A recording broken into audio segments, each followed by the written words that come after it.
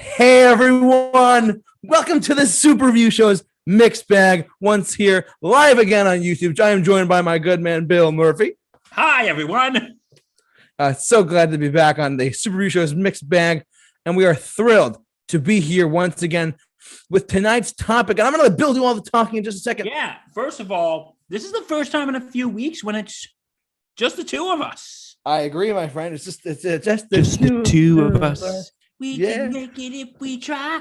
Just the two of us. You and I. Yeah, this is the first time we've been doing this, just him and I, a while. I know Justin's been chiming in a lot lately, which is fine. So yeah. But tonight's topic is of an interesting one. Tonight we're talking about the rise and fall of FM radio. And basically, I just want to chime in for a sec, Bill. As you explain to everyone what the heck we're talking about tonight, please explain to them the deets and what we got to do tonight. Go ahead.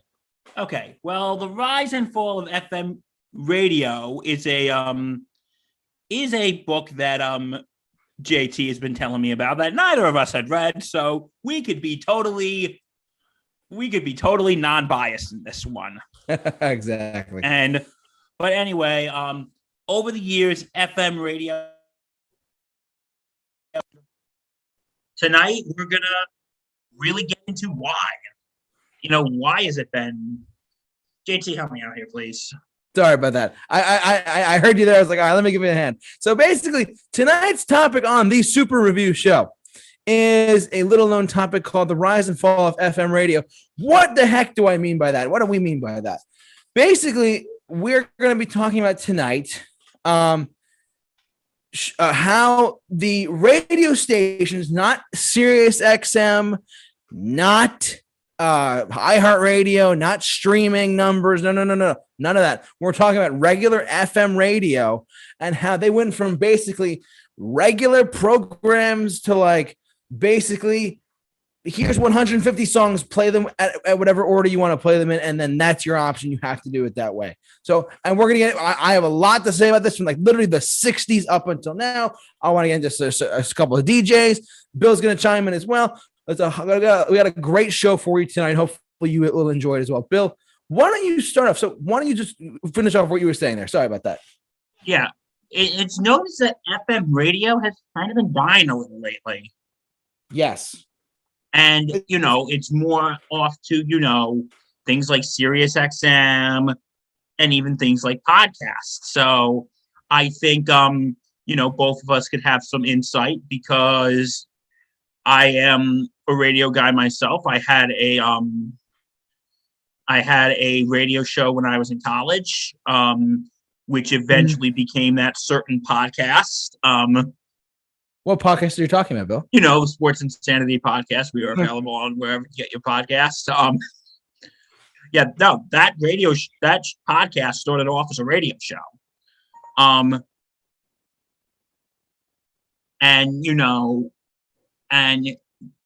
someone who's been involved in college radio stations, when I was in community college, it was internet radio. And when I got into my 4-year school, it was FM radio. So I think it's really been kind of a dying art, if you will.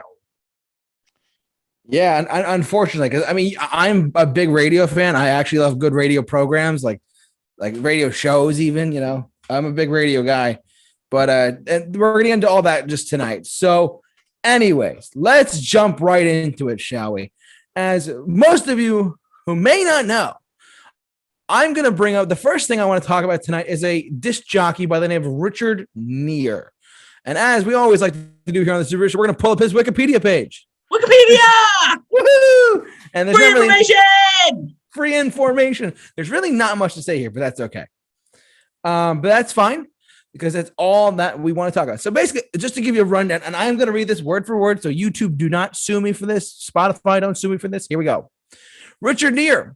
He was born in Syracuse, New York, and he is still alive. He is an American disc jockey and sports radio personality who has been involved in and has chronicled key changes in both music and sports radio. I'm going to let Bill do the sports part of this because he knows the WFAN part of this more than I do. But just a bit of some background for this guy, Richard Neer. Just want to let you guys know. He began as a radio in his radio career. He started at Delphi University and graduated from there in 1970. He worked in Long Island for a while on LIR. Sorry, I can't speak tonight.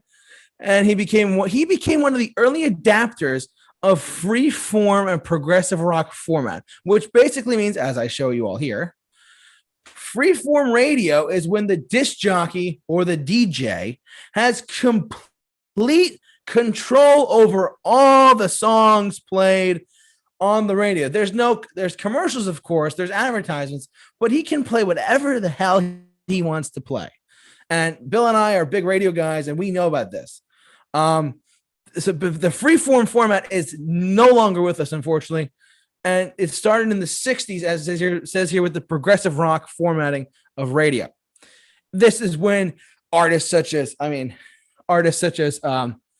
the Beach Boys were big in the 60s, the Beatles, of course, I'm thinking about other groups like the Rolling Stones, Frankie Valli and the Four Seasons. Motown was big. This is when you would hear anything and everything on regular AM and FM radio back in the day.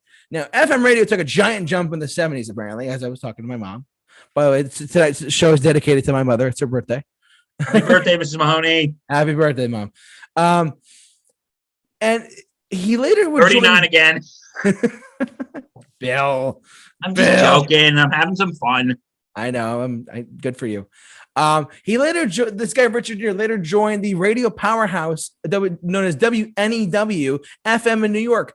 Fun story. He was one of the pioneers that brought Bruce Springsteen to mainstream audiences. And I'm not just reading this off there. I'm not just reading this off of the Wikipedia page because it's absolutely true. This is actually what he did.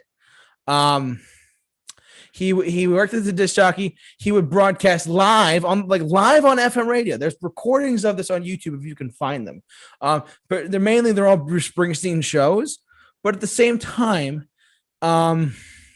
he would play. They would go to the Bottom Line, a legendary club in New York City in the 70s, and they would broadcast Bruce Springsteen live on the radio to across the tri-state area, across New York, northern New Jersey, western Connecticut, all that stuff, and then they got him out of there. So basically, to keep things going, he would do late night shows and broadcast Bruce Springsteen's music that increases in popularity quite a bit in the New York City area. He also witnessed the growth of the format, and then its gradual shift to more. This is what we currently live in. More rigid, programmed, classic rock-driven product, as described in his book that I'm going to plug right here on the Super Review Show, The Rise and Fall of Rock Radio, where it goes back to that premise. You could listen to whatever you want to listen to at any given time, but at the same exact time, nowadays, if you listen to any FM radio station or any AM radio station, they're going to play mainly FM nowadays. They're going to play the same songs, the same 200 songs all day, every day. Let's do this all the time, unless it's a really big hit on the Hot 100. That's just the truth.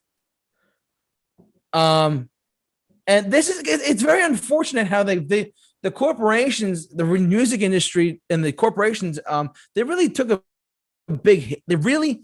It really drives me nuts because literally there are so many DJs who are in the music industry who are now disc jockeys on like Sirius XM and stuff like that. Eddie Trunk, if you're listening, I love you. You're great. He's awesome. I recommend listening to him on Sirius XM Volume. He tells stories about this stuff all the time, about how FM radio just took a giant 180 in like 2000, 2002, or even in the late 90s, to be honest with you. Like the reason I thought rock is dead sang is because of this movement of how which it's not. I'll make that very clear right now. Rock and roll is not dead. It's just not played on contemporary radio because the corporations are doing this to the artist. It's very unfortunate. Anyways, back to Richard Gere for a second. Gere, and this is where I want Bill to jump in a second. Bill. Gere began a science guy. Thank you, Bill. Richard Gere began working as a sports radio host for after WNEW. He joined WFAN in 1988. WFAN is still going on today in New York's tri-state area, here in the tri-state area of New York. He What did it say here? I'm sorry. Near would broadcast the last day of music in '99. Then he returned to that station for a bit after they switched from a hot talk format to replacing the sports guys sports show host. Sports in the morning, powered by the Fan. Up until the time the station started stunting CHR for its flank to blip. I have no idea what that means. That's okay. Contemporary hit radio. See, this is what I'm talking about. So, and go Giants. Unfortunately, they're not. Last year was kind of rough. Bill, I'm curious what you have to say about this, because it says here that he still does stuff in the tri-state area here, and he does stuff for the Giants. He does stuff for the Mets, apparently. What, based on everything I've just said, Bill, what do you think about this guy? What do you think is going on with him? Well, I may have heard his name before. Yeah. Because I don't know if he's like a big guy there, because usually on like Saturdays, that's when they usually bring in like I hate to say this, the scrubs. Oh boy. Because usually the big hosts during the week have the day off, have the weekend off. So I probably may have heard him on like a Sunday morning one time during football season. Yeah. Yeah. I've heard his name floated around, but if you played me a clip of him, I probably wouldn't be able to tell you if that was him unless you told me. Honestly, I have audio of him. I think YouTube would be fine with it. Hopefully, I can play stuff later on. That's okay. So. Yeah, play later on. Wait, just about near or just about sports talk in general? You want to? Because you were mentioning before we went live on YouTube is that you were talking about WFAN, how it's going downhill. I mean, if you want to shed some light on that. Yes. Well, because here's what happened. Okay, I'm going to try to keep this. This might be a little lengthy, but I'll try to keep it quick and painless. Whatever you want to do, dude, it's fine. Okay. WFAN started off in the late 80s and 1988, as we know. And that was the station, I would say, that kind of pioneered sports broadcasting. That was the station that sort of pioneered sports broadcasting. And what was going on at that point was, you had shows like Mike and the Mad Dog, which revolutionized sports talk radio. And absolutely. That was one of the first things I remember listening to on the radio was Mike Francesca and Chris Russo. But you know what? I have to do this. And Chris Russo, if you're watching, please do not sue me or think this is a bad impression. Okay, let me just wet my throat a little. Good afternoon, everybody! That's how he always started the show. Good afternoon, everybody! How are you today? But yeah, like Mike Francesca and Chris Russo owned that station. They freaking owned that freaking station. Yeah. Because that was the station that they revolutionized sports talk radio. And then you had other stations you had other shows on there like Beningo and Roberts, and then later on you had Don Imus used to be on FAN, God rest his soul, but he used to be on there, and then when he got in trouble with how he said certain racial things, oh boy, he got fired, and then he got replaced with Boomer Esiason and Craig Carton for Boomer and Carton in the morning, which I remember I used to listen to that freaking religiously. Mm-hmm. I used to listen to that show freaking religiously. They used to have the simulcast on CBS Sports, and when I'd be getting ready to go to school, I would have it on while I was getting ready. And I remember listening to it on the way there. And, that show was probably I would say Mike Francesca and Craig Carton are probably the reasons I got into sports talk radio. Mike and the Mad Dog and Boomer and Carton are pretty much the reason I got into sports talk radio. And then for years, the fan freaking dominated New York. It did. If you like if you put the words sports talk radio in New York together, WFAN will come to mind. Mm-hmm. Like that was like, and they have gotten some competition in recent years. Like for instance, ESPN Radio Yep. has basically been the fans' big competition. And they do so. They've been doing better lately. I'll get to that in a second. But then things started going downhill because, like, for instance, Mike Francesca, the first Mike and the Mad Dog broke up. Mad Dog left, and now he's over at Sirius XM. And Mike Francesca, I'm going to be honest, I think Mike Francesca is a bit of a jerk. Mm-hmm. No, like he thinks he is who he is. Oh, he's one of those. Yeah, he's just become such an arrogant. But he's after he's on his 37th retirement right now. Because he goes, I'm retiring, goodbye. And then a few months later, okay, I'm back. Okay, I'm going away. Okay, I'm back. And then like just this last time he just went on his third and possibly last retirement. Hopefully last one, but his no, because I remember Joe Beningo, who just recently retired actually, he said, oh God, I gotta go to Mike Francesca's third retirement party. We get it. Why do we even have those? We know he's going to come back in a few months. But, like, for he's a jolly good fellow, we know you're going to come back in 6 months. That nobody can deny. Anyway. That was good. Yeah. But, anyway.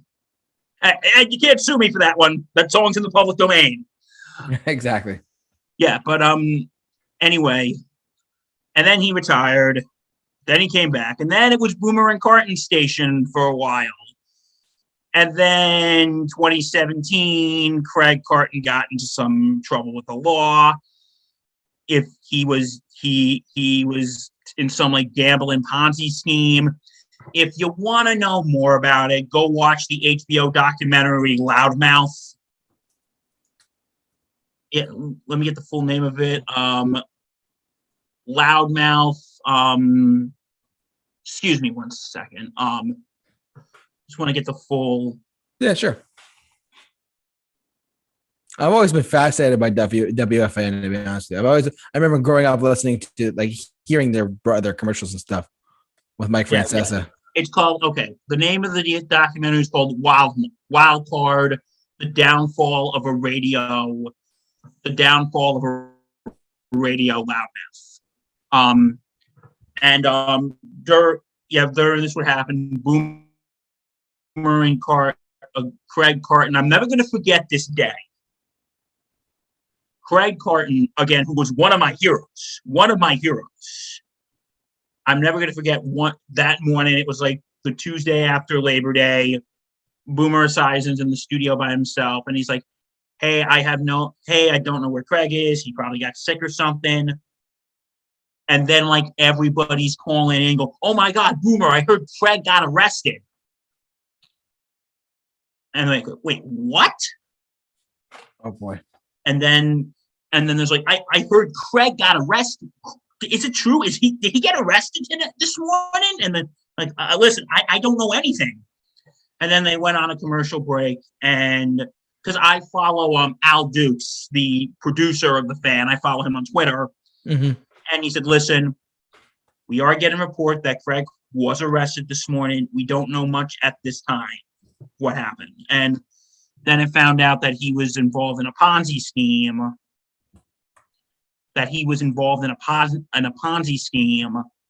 With concert tickets and money that cost people thousands of dollars.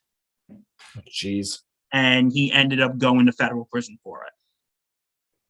Crap. And then Carton was replaced by this guy named Gio, who I've only listened to him like once or twice, and I've listened to him here and there, but it's like as soon as Craig had his issues, I just couldn't listen anymore. Because, listen, I'm sure Gio's a nice guy, but oh my God, your impressions suck, Gio. We're not here to listen to your stupid impressions. And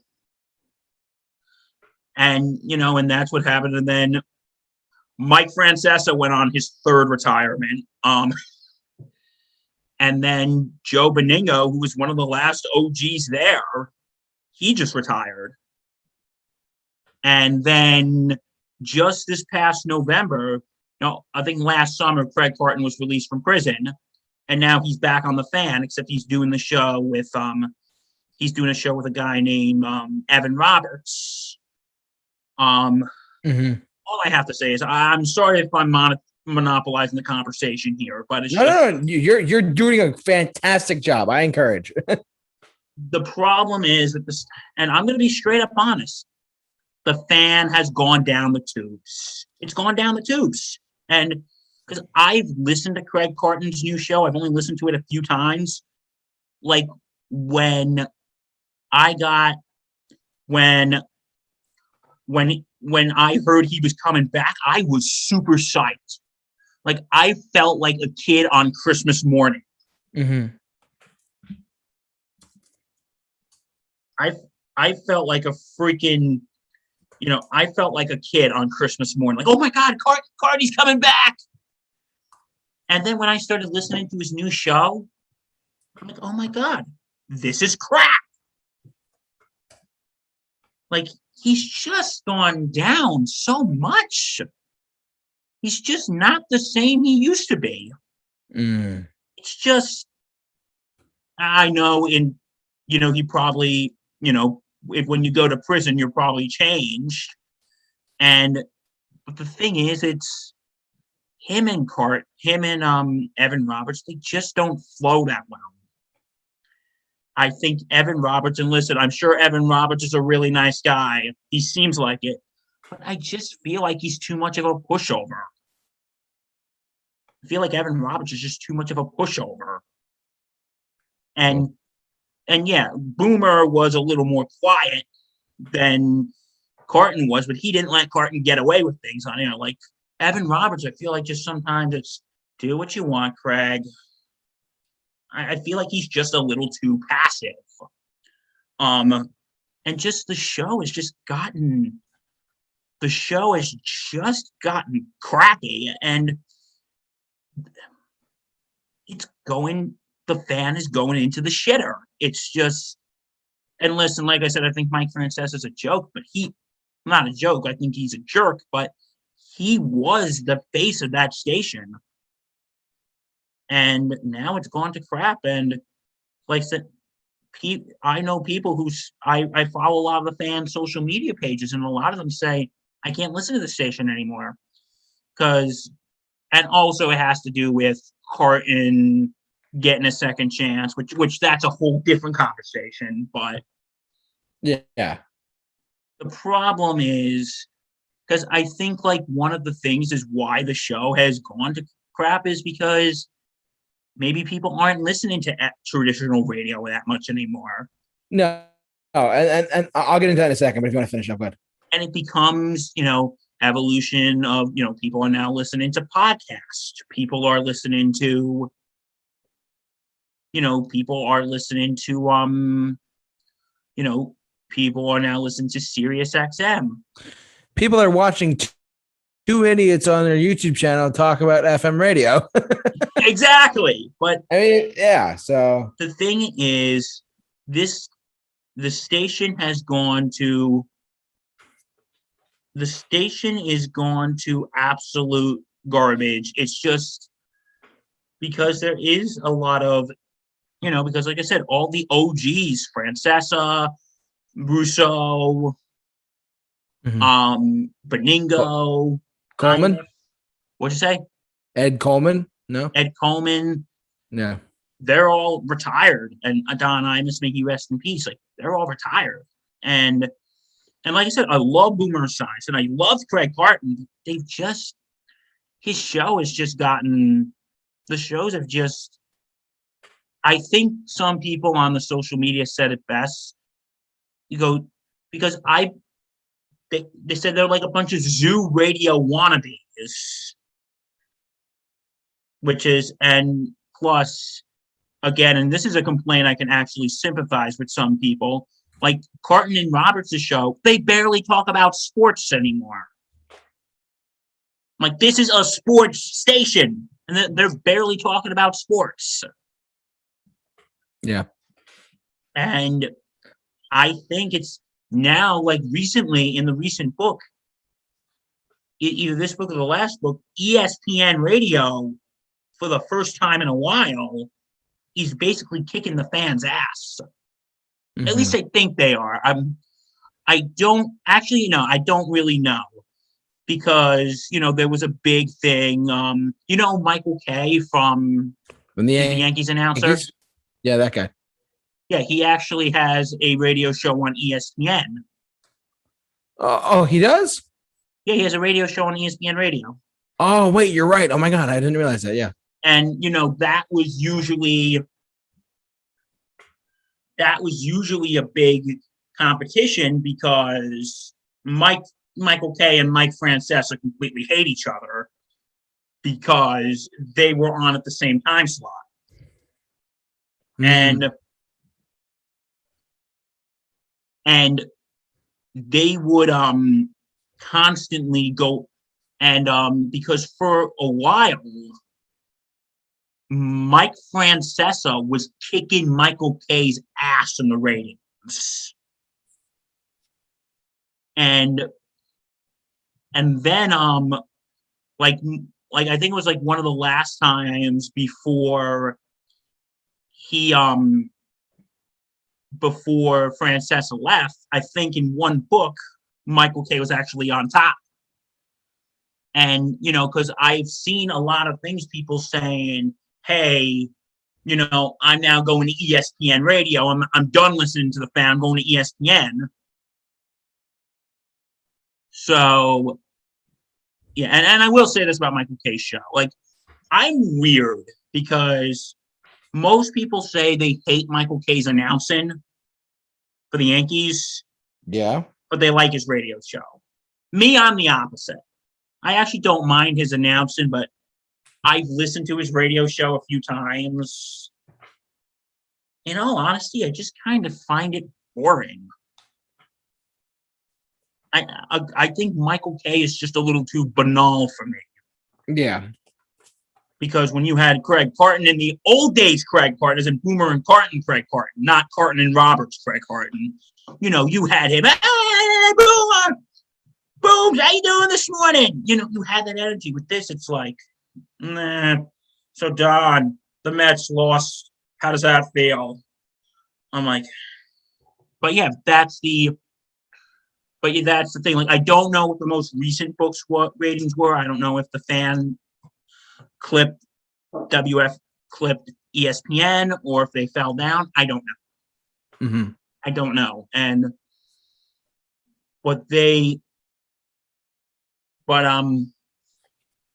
But yeah, because the fan has been going down. Like I said, Boomer and G I've only listened to a few times. Okay, I haven't listened to the midday show with Moose and Maggie. I know Maggie gets so much hate, guys. Let it go. I've never really listened there, but stop giving her so much damn hate. Like everything. Like, could somebody fire Moose and could somebody fire Maggie? Guys, leave her alone, please. But yeah, I think the fan is, I think just traditional radio is losing again because of things like Sirius XM, because of things like podcasts. Yeah, and I want to, if you don't mind, Bill, I'd like to get into that discussion if that's okay. Yeah, sure. Regarding like how, and I guess this will be the transition that we talked about the rise. Now we can talk about the fall of FM radio, because FM radio is just a dying breed compared to things like, if I can pull it up here, hold on. Actually, let me do this. I'm going to move that over there. Compared to things like Sirius XM, like I'll just pull it up because I can. Like I have an XM subscription. It's like, and I have one. If it would load, I have a Spotify subscription, and I can listen to podcasts. Like for instance, like guys, let's be real for a second. The Super Review Show podcast edition exists because we wanted to get into things in a different territory besides YouTube. And the fact that we're able to do that is incredible. Like this is just XM's, and like Sirius XM now has podcasts. You can listen to them as well on there. And like it's insane. Like they have all these different like this, there's sports, there's news, there is talk radio. There's one of the things I love, but I love about and I want to get into him and there's one guy in a second, but I want to get into there's just some of the stations I have that I save. These are my personal preferences, what I listen to sometimes. Like, and one of the ones, the options you have here, if I think I have it, is this one here. I'm not gonna play it because the sounds are off, but like basically this right here, and I'm showing you guys live on YouTube, but I do not care. And for those of you who are listening in, you're not gonna be able to hear this, but this is Sirius XM, which is you pay for it and you get all this stuff in one big package. And this is one of the examples of what I was talking about before. This is a radio. This is a channel for Sirius XM that plays old radio stations, old radio shows like the Twilight Zone. They might play the Green Hornet, like stuff like that. It's to me, it's fascinating. But like for you, you might be saying to yourself, well, like this may not be for me. I'm not sure about this. Like I don't know. But this is just something that I love on XM that you can listen to, like these old classic radio like specials, basically back from like the 30s and 40s when we had fireside chats in our country. I want to get back over to this for a sec. So, Bill, you're mentioning XM. Why did I close out of that? You're mentioning XM radio. I want to talk about a guy for just a hot second. I'm sure, Bill, you can go off on him, but I wanted to just get your opinion of Howard Stern. Oh, okay. I'm going to be honest with you. Okay, go ahead. I did have Sirius XM for a while because it came with my mom's car subscription. We got a year worth and then we canceled it. I never really listened to Howard Stern on the radio in the car, but I've watched clips of his show. Yeah. Like Howard Stern, I would have considered one of my influences because he did cross the line a few times, but I think Howard Stern has just become a shell of himself. He's I think he's sort of mellowed out over the years. I agree. Because you remember this more than I do, but when he started out, he was like, oh, he was like, we don't have to get into that, but yeah. No, he was ruthless. He was like, he just went off on everyone.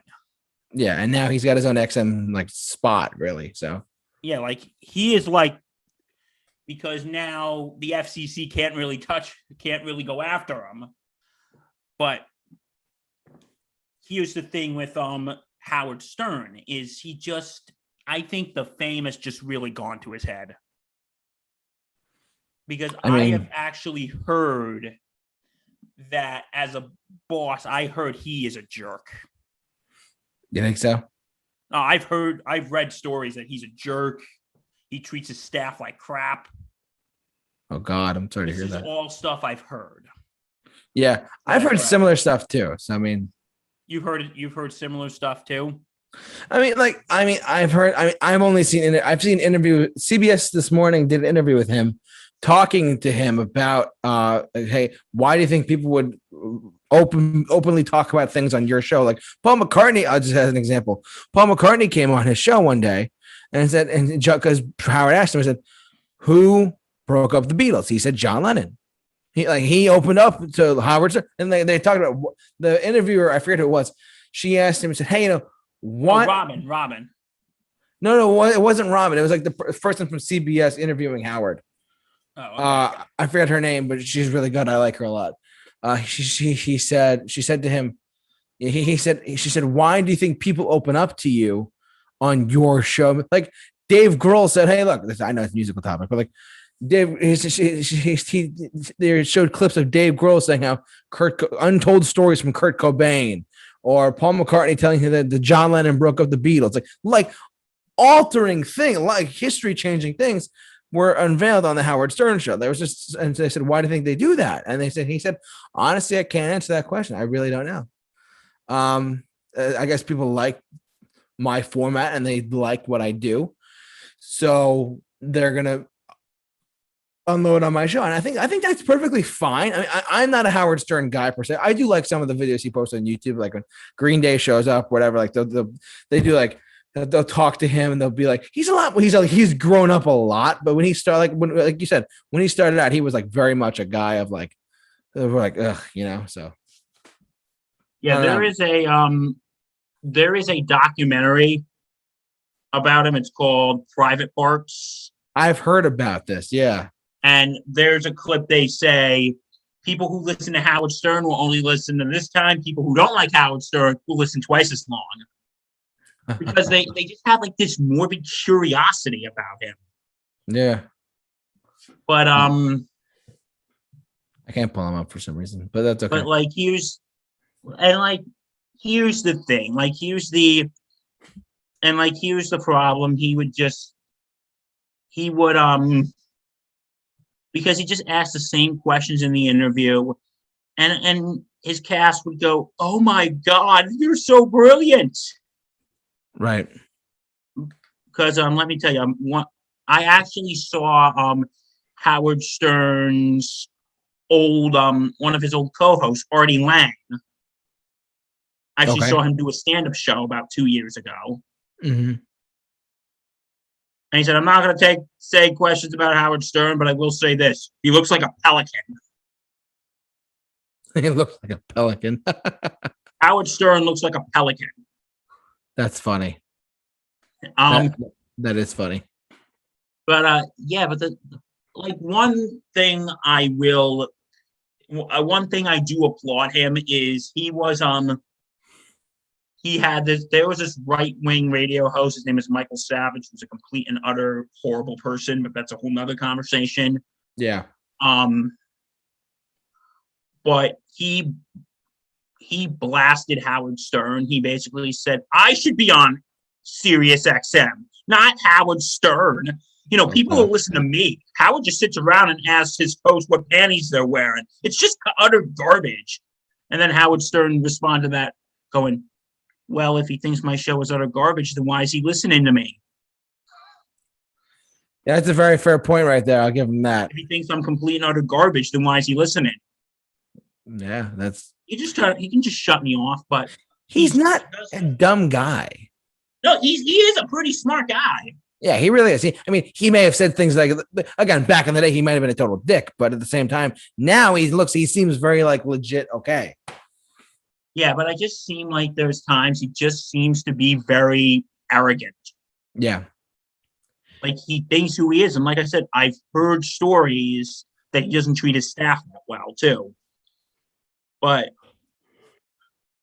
Howard Stern says, I'm just going to retire one day. Tomorrow, this is my last show. And he comes back. Yeah. And it's like, I think maybe it's time for Mr. Stern to. You think it's time for Stern to go? I think it might be. It's like, listen, the guy's probably got more money than God. Wow. The guy's probably got more money than God. I think he'll be comfortable.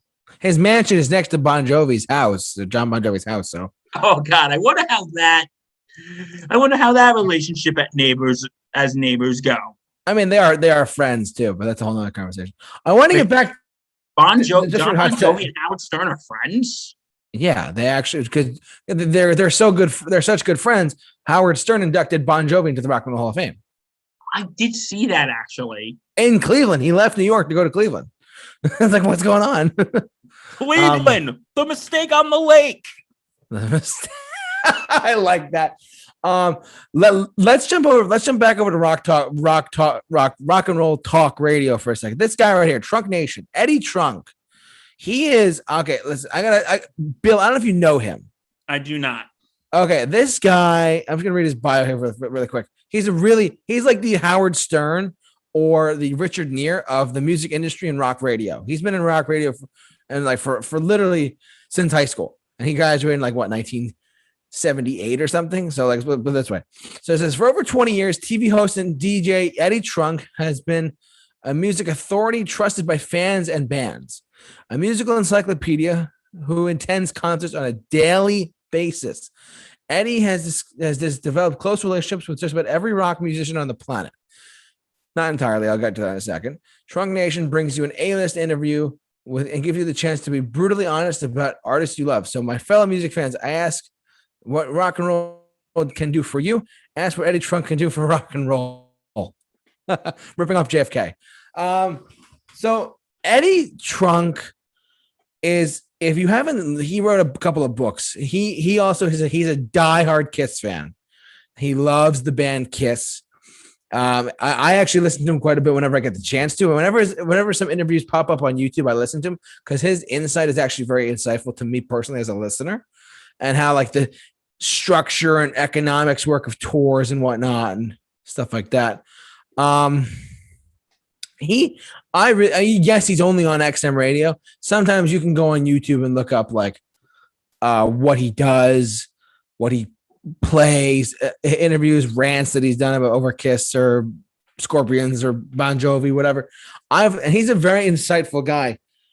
Truthfully, I like him quite a bit. Bill, I know you haven't heard of him before, but I mean, based on what I've said and what this description says, would you say that you, as a rock and roll fan, Bill, would you say that you would listen to Eddie Trunk by chance?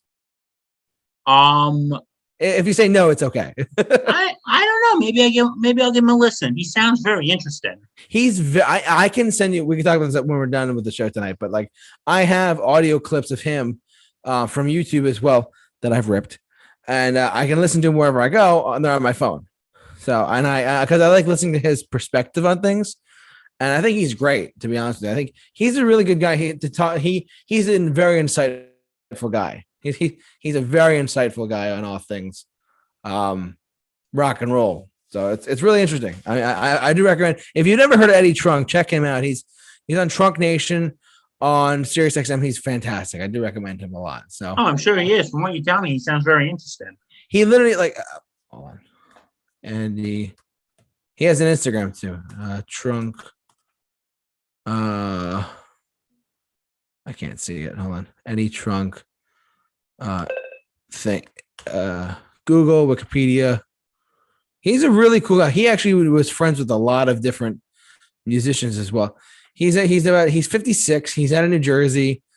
Long story short, he was a diehard rock fan of Kiss, Aerosmith, Black Sabbath, stuff like that. And he became a music fan, basically. He actually became, at one point, and I forgot about this, he was employed by Megaforce Record, which managed and handled Metallica at one point, which is pretty cool. He is friends with Ace Frehley of Kiss. And look, around 1997, WNEW from New York, remember we talked about them? They were looking to become a more heavy station, and he was one of the first people to work with them to play their music on WNEW in the late 1990s. He was in radio for a long time, as I said here. He did stuff. He did stuff on Q104.3 out of New York City. That's a great radio station. I do have to say that. He did stuff on Ozzy's Boneyard. He had a TV show for a while called That Metal Show. You can look it up on YouTube. I'm sure there's episodes. I remember watching a few episodes of that. Yeah, he's the host.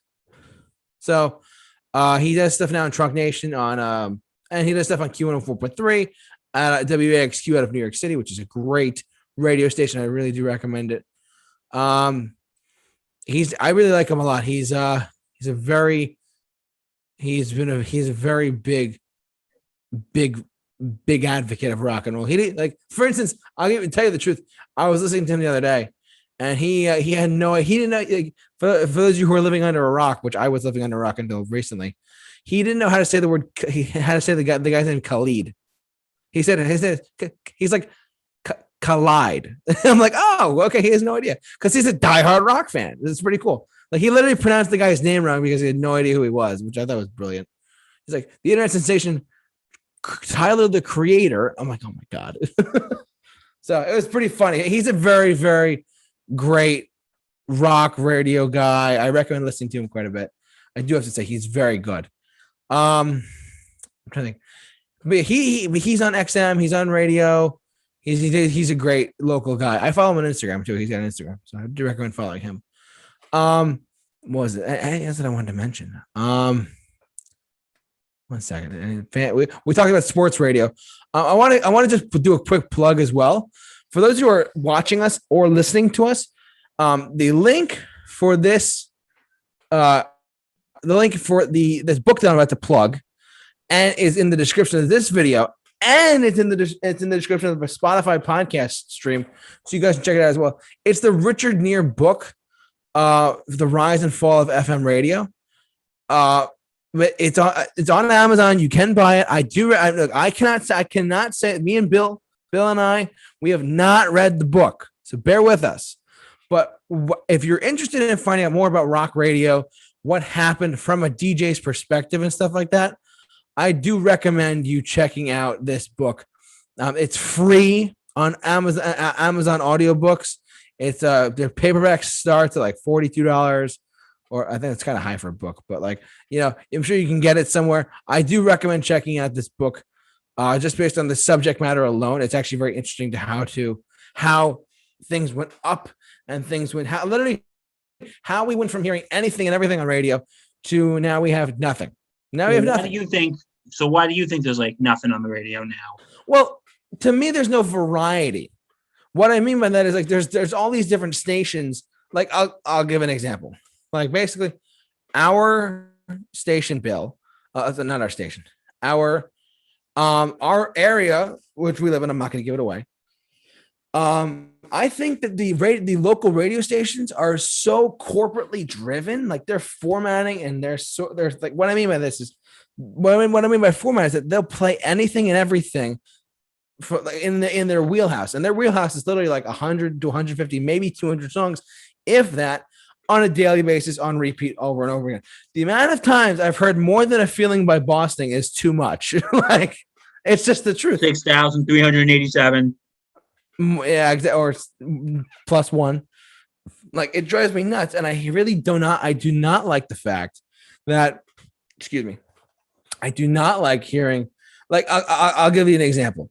There are two radio stations. There's two different types of radio stations out there. If you listen to FM on a daily basis, there's the formatted like stations that are corporately driven, that they can only play like the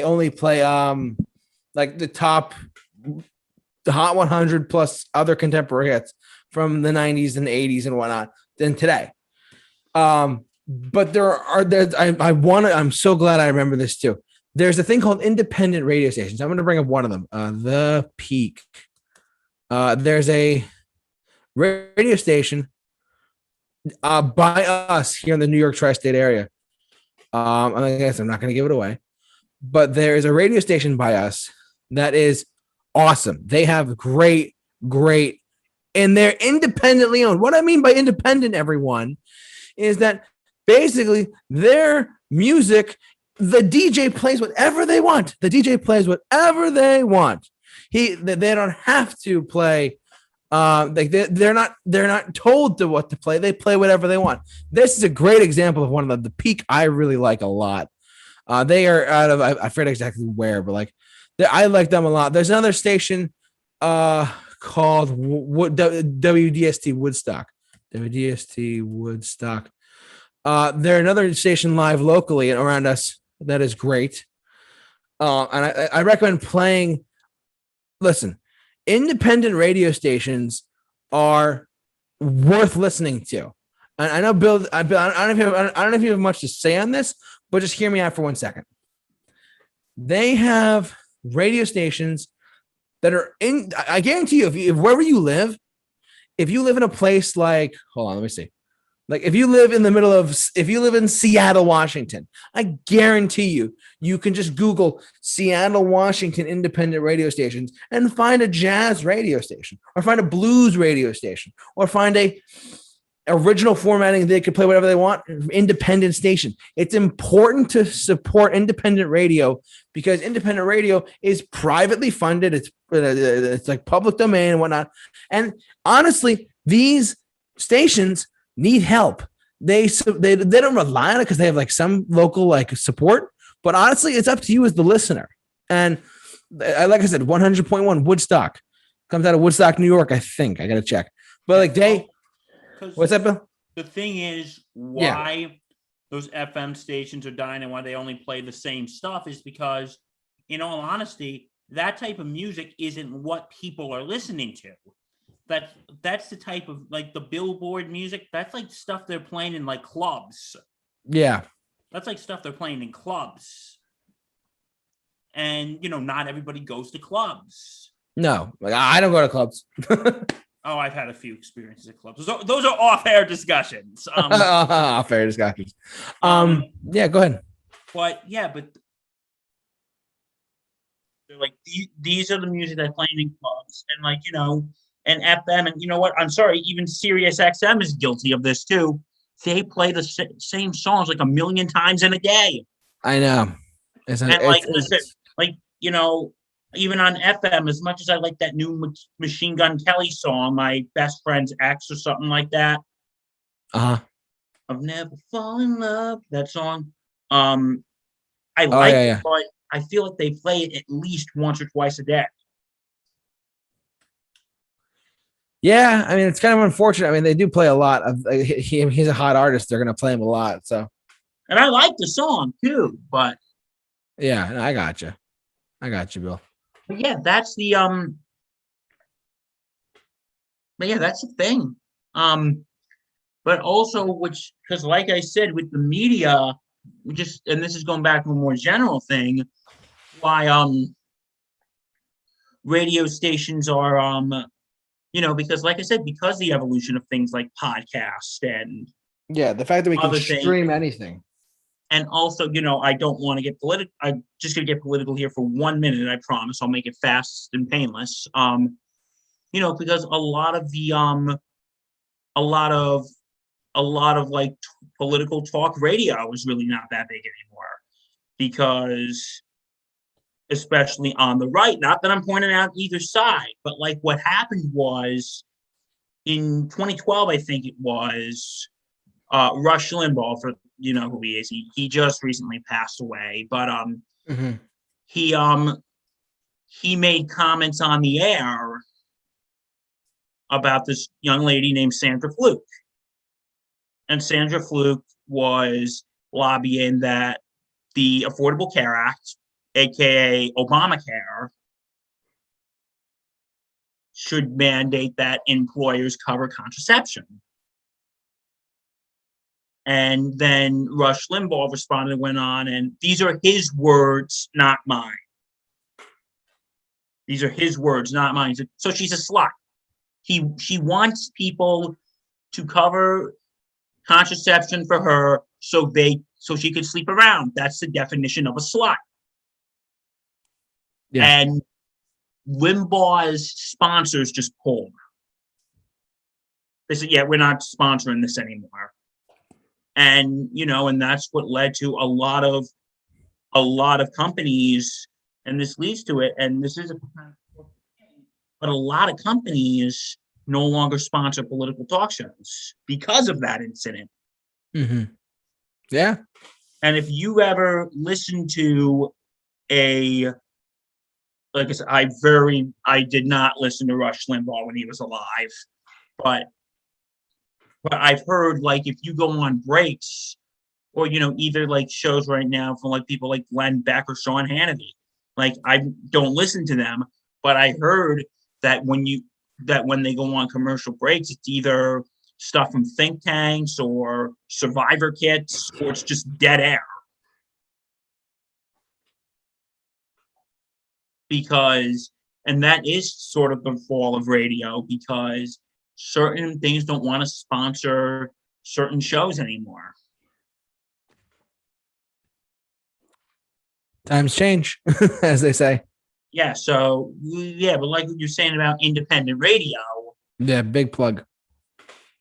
Is because they're not controlled by the Billboard charts. They're not controlled by the sponsors. Corporations have no part in it. Because, again, those big time radio stations, it's not what people are buying. It's not what people are listening to. It's what, it's what people are listening to in clubs. Yeah. Or whatever's mainstream. You know? And also, I think another thing is like music streaming services like Apple and stuff that because in the old days people would have to either listen to the radio or wait to the seat or get a CD. Yeah, that's true. So so I think FM is a dying art. yeah, I mean it's very unfortunate though, because like I mean, even when this day comes where like radio stations are gone, then I'll be really upset by then, you know. Yeah, but they are being taken over stuff by like Sirius and And like Spotify and all that. Apple. Yeah, Apple, yeah. There's a lot. So by the way, I know we've been talking for a little bit about this. Just want to say thank you so much for the chatting in the chat board, everyone. Joe Wiley's in the chat board, but Asm of Earth is in the chat board. Welcome, guys. Asm, your dad works in radio. I completely forgot about that. Can you elaborate a little bit while we're talking about radio? Yeah, please elaborate. Like, what type of DJ is he, or does he do something else? Correct me if I'm wrong. He works for NPR, right? National Public Radio. I could be wrong about that. Please let me know about that in the chat board. Yeah, let us know. So, I mean, like that's another one too. Like NPR is like still big. It's not like big, but it's big still. Like it's based out of DC or New York City, I believe. I'm not sure. One of the two. I think it's DC. My cousin worked for NPR. Oh, really? Yeah, my cousin did. That's cool. Oh. Yeah, she just moved. I think she's working at like the New England affiliate of NPR now. So she's moving to New Hampshire. Oh wow, okay. That's cool. I didn't know that. Overall though, I mean, I will say though, being that before I forget, I just want to say I want to plug this book again, The Rise and Fall of Rock Radio. It's a very like I said, we haven't read the book, but based on the subject matter, it interests me a lot. I might actually go out and rent it or buy it or whatever on my own time. I do recommend checking out this. If you've never heard Richard, but I'll play a little bit of him if you guys don't mind. I have a video that I can. I'll play. It's not music, so it's just him talking, so you have an idea. Give me 1 second. We're not going to get claimed for this. We're fine because if YouTube claims this, I'll be pissed. I didn't play anything. You gotta play. I think it's like 15 seconds of it. 15 seconds of it. Okay, hold on. It's right here. Ready? Hear it. Let's hear it. Richard Neer, backstage at the Bottom Line with Dave Herman over WNEW FM in New York. And of course, we're here tonight for the third evening, the fifth performance of Bruce Springsteen. Dave, you were at opening night. Do you have any impressions you'd like to share with the audience? That is Richard Neer. I'm not going to play the whole thing, but that's 16 seconds of it. The guy is really cool. And we'll talk about him more in a second. I just want to get with you guys in a second too. Asm of Earth in the chat board. Thank you so much for chatting. WNYC, a sub-company of NPR.